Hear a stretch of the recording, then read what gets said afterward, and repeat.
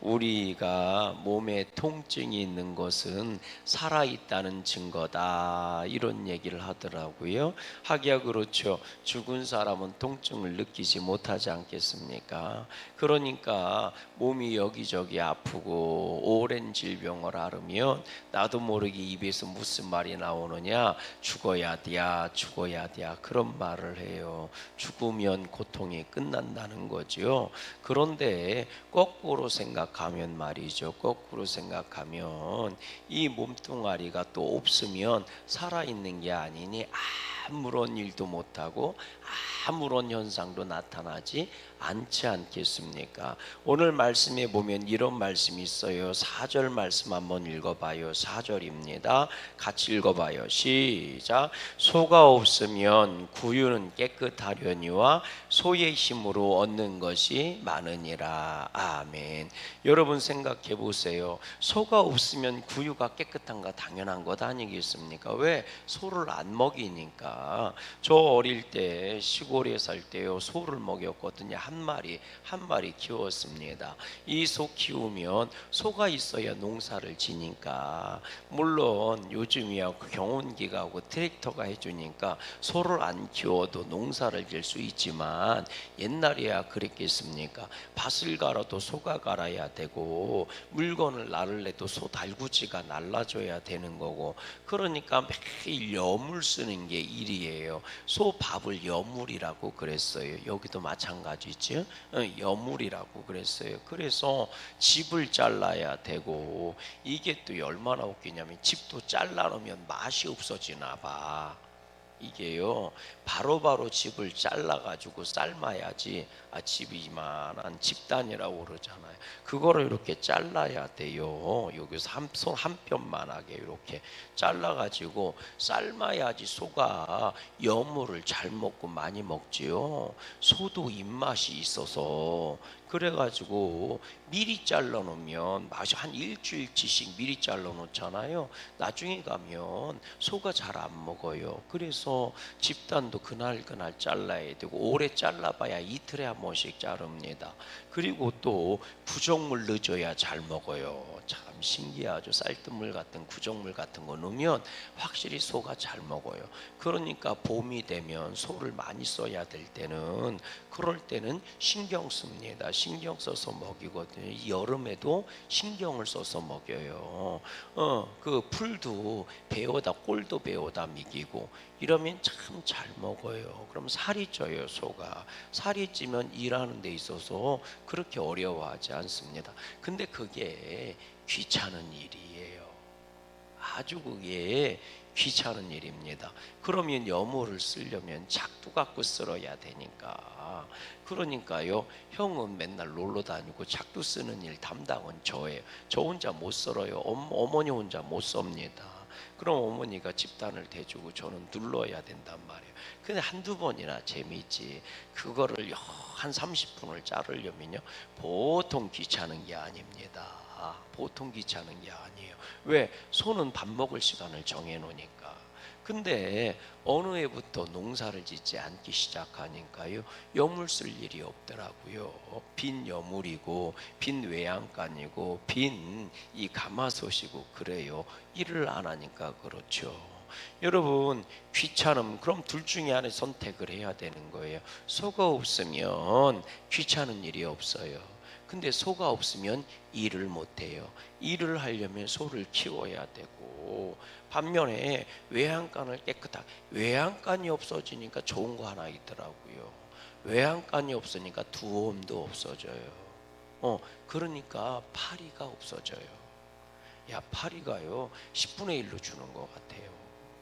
그러니까 이 소 외양간하고 이 두엄이 말이죠, 파리를 끌어오는 주범이에요. 아주 그것만 없어져도 파리가 10분의 1로 준다니까요. 집안에서 냄새가 들라고 그래요.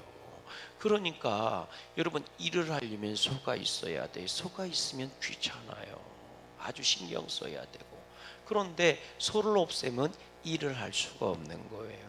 여러분 가만히 생각해보면 교회도 똑같습니다. 교회도 똑같아요. 여러분, 우리가 헌신하고 사역을 하니까요, 부딪히는 거지. 아무것도 안 하면 아무런 일도 안 일어나고 불편할 것도 없어요. 불편할 것도 없습니다. 그러니까 여러분, 일을 하다 보면, 사역을 하다 보면 서로 부딪히고 말이죠. 당장 생각을 해보세요. 우리가 바자회를 안 한다고 하면 그날 비가 오든 안 오든 우리가 기도할 이유가 뭐가 있겠습니까? 매일 한 달 전부터 좋은 날씨 달라고 기도하고, 사건 사고 일어나지 않게 달라고 기도하고. 여러분 생각해 보세요. 우리가 맥주 삼계탕 이런 거 안 한다면 좋은 날씨를 놓고 뭐 하려고 기도하겠습니까? 비가 오든 안 오든 아무런 상관이 없이. 그러니까 이 안에 근심인 거예요. 저만 그래요? 우리 성도들 다 똑같을 거예요. 요즘 2주 전부터 날씨 체킹할 수 있으니까 2주 전부터 긴장하면서 매일 날씨를 체킹하는 거 아닙니까? 그날 비가 잡혔다가 안 잡혔다, 구름이 있다가 아이고 느낌이 안 좋은데 뭐 이러면서 말이죠. 근심할 이유가 하나도 없어요. 행사를 하지 않는다면 누가 근심하겠습니까? 그러나 행사를 하려니까 뭐예요? 근심이 되는 거예요. 날씨 때문에. 그러니까 기도할 수밖에 없고. 여러분, 아무것도 안 하면 아무런 일도 안 일어나고 부딪힐 일도 없어요. 반면에 부딪히고 무슨 일이 벌어진다는 거는 무슨 일인가를 하고 있다는 거거든요. 그럼 우리는 선택을 해야 되는 거예요. 아무 일도 안 일어나게 아무것도 안 하는 게 더 좋은 건가? 아니면 뭔 일이라도 하려면 부딪히니까 부딪혀도 뭔 일을 하는 게 좋은 건가? 여러분, 어떤 게 나을 것 같아요? 제가 그러잖아요. 몸에 아프지 않은 사람은 하나도 없어요. 아픈 정도가 다르고 아픈 구석이 다른 거지. 여러분, 갓난애기들도 안 아픈 적이 없어요. 항상 감기 걸고 살지요. 애들도 똑같아요. 어른 앓는 만큼 애들도 앓는 거예요. 근데 생각해 보세요. 그거 귀찮다고 애를 안 키우는 사람이 어디 있으며, 그거 귀찮다고 말이요 일 안 하는 사람이 어디 있겠느냐 말이죠. 살아 있으니까 아픈 거예요. 여기저기 쑤신 거예요. 그러면 오히려 그렇게 생각해야 되지 않겠어요? 아직도 내가 감당해야 될 사명이 있는가 보구나. 아멘이십니까? 내가 살아있다는 것은 해야 할 일이 있다는 뜻이 되는 거니까. 여러분, 저는요 우리 양구감리기가 부쩍부쩍했으면 좋겠어요. 그것 때문에 때로는 상처가 생기기도 하고 다툼이 생기기도 하고, 그러나 주님의 사명을 감당하며 극복하고 이겨나가야 할 줄로 믿습니다. 그래서 믿음의 성도들이 신앙생활할 때는 내 행복을 중심에 두면 안 돼요. 하나님의 일을 중심에 둬야 되는 거예요. 왜? 사람은요 하나님의 일을 하든 안 하든 행복할 때도 있고 안 행복할 때도 있다니까요. 여러분 생각해 보세요. 교회에서 북적거리지 않으면 세상 가서 북적거리는 거예요. 세상에서 북적이는 것보다는 교회에서 북적이는 게 낫지 않겠습니까? 아멘이십니까? 이왕이면 싸워도 세상에서 싸우는 것보다는 교회에서 싸우는 게 낫어요. 왜? 교회에서 싸우면 하나님의 은혜의 손길로 만져주시고 회복이라도 시켜주지. 세상에서 회복하려면 술 처먹고 회복하는 것밖에 더 있습니까? 그러나 교회에서는 은혜 받고 해결하잖아요. 그게 더 훨씬 나은 거 아니겠습니까? 여러분, 이런저런 거 두려우면 아무것도 못하는 거예요. 그래서 아주 유명한 속담이 있잖아요. 무슨 속담이에요? 구득이 무서워서 장 못 담그냐? 이런 말이 있어요. 구득이 생기는 게 무섭다고 장을 안 담그면 뭐 먹고 살겨? 구득이가 생겨도 뭐예요? 장을 담궈야 되는 거예요. 근데 구득이 생기는 거 두렵다고 무섭다고 귀찮다고요 장 안 담궈봐. 그럼 뭐 먹고 살 거예요? 뭐 해먹고 살 거냔 말이지. 여러분, 사명을 감당할 때는요 부딪힐 수밖에 없어요. 원래 육신 덩어리를 갖고 사명을 감당하면 부족한 인간이 하는 거니까 미스가 날 수밖에 없고 실수가 날 수밖에 없어. 그게 문제가 아니고 그걸 어떻게 해결하느냐, 믿음으로 해결하느냐, 믿음으로 덮느냐, 믿음으로 받아들이느냐, 주님 앞에 오히려 기도의 제목이 되느냐가 중요한 거예요. 인생을 살면서 아픈 게 문제가 아닌 겁니다. 그 아픔이 있음에도 불구하고 어떻게 치유하느냐의 문제인 거고, 아픔에도 불구하고 내가 해야 할 일을 어떻게 감당하느냐의 문제란 말이에요. 그래서 오늘 말씀에 소가 없으면 구유는 깨끗하지만 그러나 소가 해야 할 일이 많으니라. 그러니까 구유가 지저분해지는 거, 외양간이 지저분해지는 거, 소가 똥 싸는 거 귀찮게 여기지 말라는 거예요. 그 소가 있어야 뭐예요? 일을 할 수 있다는 거예요. 여러분, 오늘 우리가 직장 생활할 때도 똑같아요. 직장 문제 때문에 불평하고 원망하고 자꾸 그러지 마세요. 그럼 안 다니면 되는 거예요. 안 다니면 되는 거예요. 어리석은 사람은 내가 다니는 직장에서 끊임없이 불평하고 내가 언제나 여기서 벗어나다 끊임없이 그런 얘기를 하는 거예요. 간단해요. 안 다니면 되는 거예요. 아직은 그래도 직장 다니는 게 유익하니까 다니는 것 아니겠습니까? 그러면 오히려 감사해야 되는 거잖아요. 그걸 할 수 있는 일을 감사해야 되는 것 아닙니까? 근데 그게 불평거리가 된단 말이죠. 목사님들 세계에서도 보면요, 목회하는 걸 끊임없이 불평하는 목사님이 계세요. 참 안타까워요. 간단해요. 그만두면 될 거 아니에요. 이거 한마디 해주고 싶어요. 야, 맨날 목회하는 불평하는 네 밑에서 신앙생활하는 니네 교회 성도가 불쌍하다.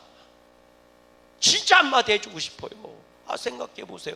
자식 키우는 게 힘들고 어렵죠. 근데 자식 키우는 게 힘들다고 어렵다고 맨날 자식한테 너 때문에 힘들고 어렵다고, 자식 키우는 거 힘들고 어렵다고 맨날 얘기해 보세요. 그런 부모 밑에서 크고 있는 자식도 불쌍한 거예요. 그렇지 않겠느냐고요. 이런 남편 만나서 이런 아내 만나서 맨날 불평해 보세요. 너랑 같이 사는 네 아내도 불평하고 네 남편도 불쌍한 거예요. 우리가요, 외양간이 더러워진다고, 부유 치우는 게 어렵다고, 그렇다고 소 키우는 걸 포기하면 소가 해야 할 일을 내가 해야 되는 겁니다. 내가 밭 깔고 돌아다녀야 되고, 내가 짐 실으라고 돌아다니기 시작하는 거예요. 여러분, 소를 키우니까 키우는 게 그만큼 유익하니까 내가 희생하는 것보다 10배, 20배 더 나오는 거니까, 그러니까 그 희생하는 걸 귀찮다 하지 않고 아깝다 하지 않고 오히려 기뻐하는 것 아닙니까?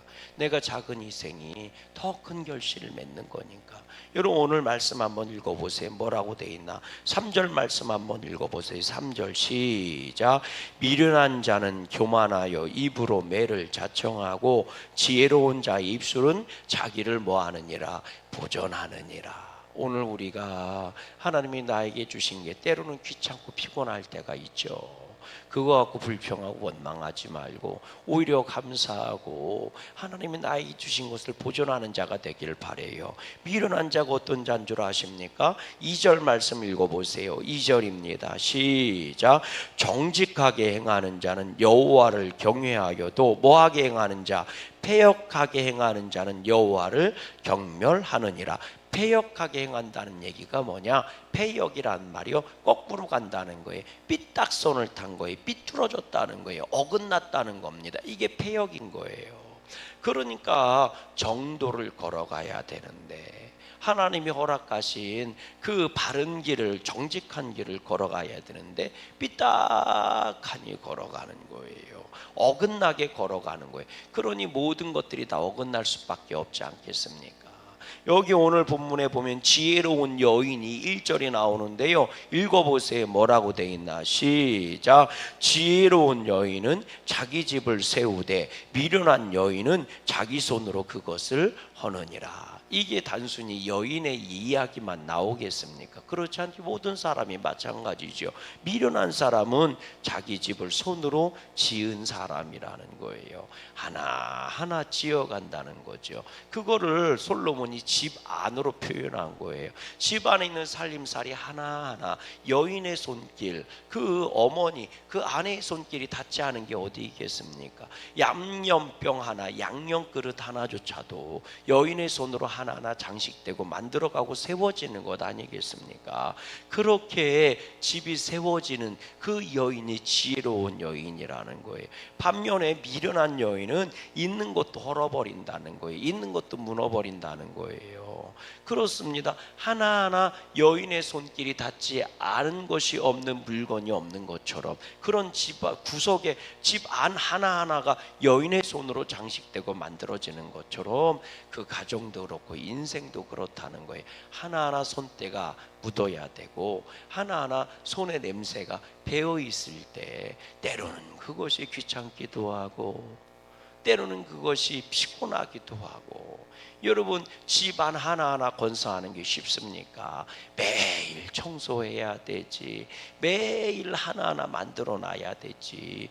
그래야지 그게 유지되는 것처럼, 그걸 귀찮아한다면 집은 집이 아니라 집구석이 되는 거고, 집안 꼴이 되지 않고 무너져 가는 거잖아요. 그렇게 믿음도 사명도 인생도 세심하게 귀찮아도 하나하나 만들어 가야 되는 거예요. 소를 잃어버린 자 되지 마시고 소를 키우는 자가 되세요. 인생을 하나하나 만들어가는 자 되시기를 주의 이름으로 소망합니다. 여러분 10절 말씀 보세요. 10절입니다. 읽어보세요. 시작. 마음의 고통은 자기가 알고 마음의 즐거움은 타인이 참여하지 못하느니라. 그 기쁨과 그 슬픔을 타인이 알아봐야 얼마나 알겠으며, 타인이 안다고 한들 얼마나 진짜 아는 것이겠습니까? 내가 네 마음 알아. 알긴 개뿔딱지나 뭘 알아요. 몰라요. 동병상련이다, 맞는 얘기거든요. 같은 병을 알아봐야 그 마음 이해한다고요. 알아요. 근데 그거 아세요? 아프고 있는 사람하고 이미 아팠다가 낫은 사람하고 마음 상태가 틀리다. 우리 유명한 속담 있잖아요. 똥습관도 들어갈 때 나오고 다를 때 다르다고요. 화장실 들어가는 마음 다르고요, 화장실 나오는 마음 다르다고요. 어떤 줄 아세요? 화장실 들어갈 때 어떤 놈이 똥 쌌어, 냄새나. 그리고 좀 화장실 깨끗하게 쓰지. 그리고 들어갈 걸 휴게소에서 다 똑같을 거예요. 나올 때는 지도 똑같이 하고 나와. 들어가는 마음 다르고 나오는 마음 다르다고요. 물론 그건 그런 뜻이 아니요. 들어갈 때는 급하게 들어가고 나올 때는 바깥에서 기다리고 있는 사람들은 모르고 늦장 부리면 나온다, 그런 얘기거든요. 공중 화장실, 옛날에 그 판잣집에 있는 화장실들 같은 경우 하나 있었으니까 10집이 하나, 뭐 20집이 하나, 30집이 하나 이랬을 때 나오는 속담, 들어갈 때 다르고 나올 때 다르다는 뜻이거든요. 그런데 여러분, 사람 마음을 얼마나 알겠어요? 동병상련이라고요. 여러분 아파하고 온 사람, 지금 아프고 있는 사람하고 아픈 거 낫은 사람하고 전체 차이 나요. 아픈 사람 끙끙거리 죽는다고 그러고요, 아팠다가 나은 사람은 뭐라는 줄 아세요? 아우 나도 알아봐서 아파, 아파. 시간 지나면 나서 그러면서 뭐라는 줄 아세요? 나도 다 아파봤어, 나도 다 아파봐서 무슨 약 올리는 것도 아니고. 사람 마음을 얼마나 알겠으며, 사람 마음을 안들 진짜 얼마나 알고 있겠어요. 그거 아무도 몰라요. 내 인생에 당하는 아픔 누가 알겠어요? 내 인생의 기쁨도 완벽하게 알지를 못하지. 그럼 여러분 읽어보세요. 13절 말씀 읽어보세요. 13절이요. 읽어보세요. 시작.